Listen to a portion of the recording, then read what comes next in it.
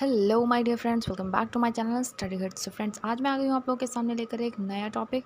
ये topic history से related है और आज का जो टॉपिक है वो है द लोधी डायनेस्टी। लोगों ने काफ़ी सारी डायनेस्टीज कवर की है। अगर आप लोगों ने वो वीडियो नहीं देखी है तो डिस्क्रिप्शन में उसका लिंक है, आप लोग जाके उसे ज़रूर देखिएगा।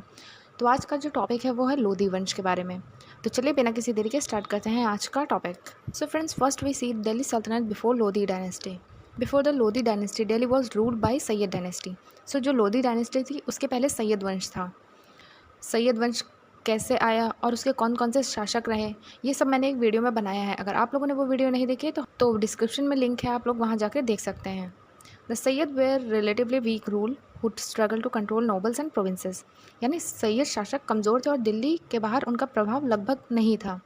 प्रांतीय शासक जैसे पंजाब, जौनपुर, वो सारे स्वतंत्र हो चुके थे। इस समय अफगान सरदारों का प्रभाव बढ़ रहा था, खासकर पंजाब क्षेत्र में। इस राजनीतिक अस्थिरता ने एक नए शक्तिशाली शासक के उदय की भूमिका तैयार की। By the mid 15th century, the Delhi Sultanate was declining. Afghan nobles, especially the Lodhi tribe, were gaining influence in North India. तो ये आप मैप में देख सकते हैं लोधी डायनेस्टी कहाँ तक फैली हुई है, कौन कौन से राज्य इसमें सम्मिलित हैं। अब हम देखते हैं Bahlol Lodhi. So Behlul Lodi belonged to the Lodi tribe of Afghans originally from Gilzai branch in Afghanistan. तो ये लोग अफगानिस्तान से आए थे। बहलूल लोधी जो था अफगान पश्तून लोधी कबीले से था। उनके पूर्वज अफगानिस्तान से भारत आए और पंजाब में बस गए। युवावस्था में बहलूल लोधी घोड़ों का व्यापारी था, लेकिन उसकी बहादुरी और क्षमता के कारण धीरे धीरे वह एक सेनापति बन गया। सैयद शासकों के अधीन वह पंजाब का सूबेदार गवर्नर बना। पंजाब की गवर्नरी ने उसे सेना, धन और अफगान सरदारों का समर्थन दिला दिया। This position gave him military resources, territory and strong ties with Afghan nobles. तो हम लोग देखते हैं इसका फाउंडेशन कैसे हुआ, लोधी वंश की स्थापना कैसे हुई। जो अंतिम सैयद शासक अलाउद्दीन आलम शाह थे, शासन में वो बिल्कुल काफ़ी ज़्यादा कमज़ोर हो चुके थे।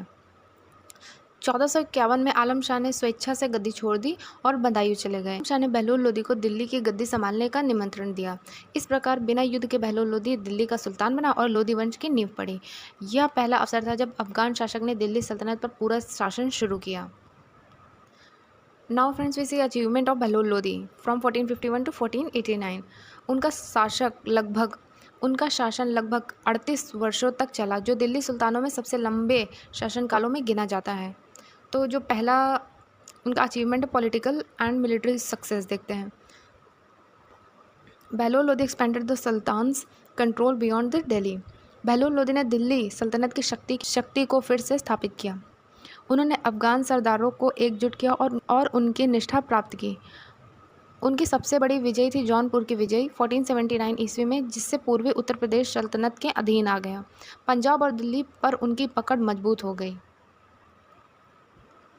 सेकंड जो है वो है प्रशासनिक नीति यानी एडमिनिस्ट्रेटिव पॉलिसी। बहलोल लोधी ने सरल जीवन अपनाया। Bahlol kept a simple lifestyle. He avoided luxury and grandeur, which gained him popularity among the Afghans. He followed the policy of friendship and power and sharing with Afghan nobles. उन्होंने साझेदारी की नीति अपनाई, अफगान सरदारों को बराबरी का दर्जा दिया और प्रशासन में हिस्सेदारी दी। पहले के तुर्क शासकों की तरह उन्होंने सरदार को केवल सेवक नहीं माना। Now friends, we see character and personality. Behlul was described as a kind, generous and modest man.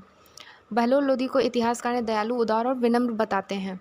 वह निर्णय लेने में अपने सरदारों से परामर्श करते थे। उनकी नीतियों ने अफगानों को दिल्ली की राजनीति में स्थायी स्थान दिलाया। लिमिटेशन ऑफ हिज रूल मतलब उनकी सीमाएं, उनका शासन कबीलाई प्रकृति पर आधारित था। मीन्स दो ही strengthen the sultan, his administration was more tribal in nature, relying heavily on Afghans chief rather than centralised bureaucracy. Afghan सरदार स्वतंत्र पसंद थे, जिससे केंद्रीय सत्ता बहुत मजबूत नहीं बन पाई। बहलोल का शासन विस्तार की बजाय संगठन और स्थिरता पर अधिक केंद्रित रहा। तो फ्रेंड्स, ये थे उनके अचीवमेंट्स। तो फ्रेंड्स, बहलोल लोधी ने बहलोल लोधी को लोधी वंश का संस्थापक कहा जाता है। 1451 से 1526 ईस्वी तक ये वंश चला। दिल्ली का पहला अफगान सुल्तान बहलोल लोधी बना। वह एक ऐसा शासक जिसने कमज़ोर सैयद वंश के बाद दिल्ली सल्तनत की प्रतिष्ठा फिर से बढ़ाई। इसके बाद सिकंदर लोधी और इब्राहिम लोधी को भी हम लोग पढ़ेंगे।